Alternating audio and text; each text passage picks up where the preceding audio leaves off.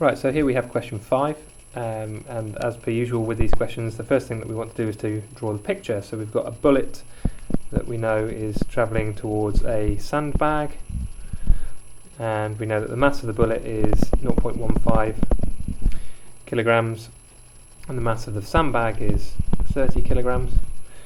The speed of the bullet is 402 meters per second, and the bag currently isn't moving. And then afterwards we're talking about the common velocity of the bag and the bullet, so we're talking about how these two things are going to move together.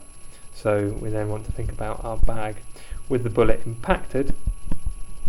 So obviously this will now have a combined mass of 30.15 kilograms, and it will have a single common speed, and as that's the final speed, let's say that's going to be v. Right, so the first thing that we want to do in this question is to look at it from a momentum point of view. So making sure that we're clear to our examiner what we're doing. Momentum before is going to be mass 0.15 times by velocity,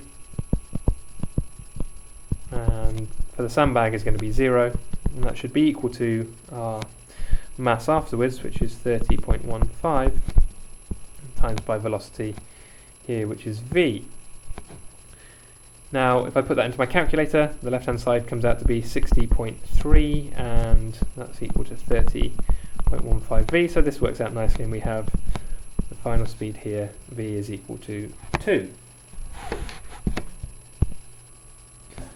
So now on to part B, where we're going to look at the loss of kinetic energy for this impact. So KE, and KE before is going to be a half times the mass of the bullet times by its velocity squared, half mv squared. The bag's got no momentum, no velocity, sorry, so it's got obviously no energy. And afterwards we're looking at not equals to, because we're talking about an energy loss. So afterwards, what's the energy? It's going to be a half times 30.5 times by, where are we here, 2 squared for our final velocity. Now putting these numbers into a calculator, I'm reliably informed that the left hand side evaluates to 12,120.3, and the right hand side evaluates to 60.3.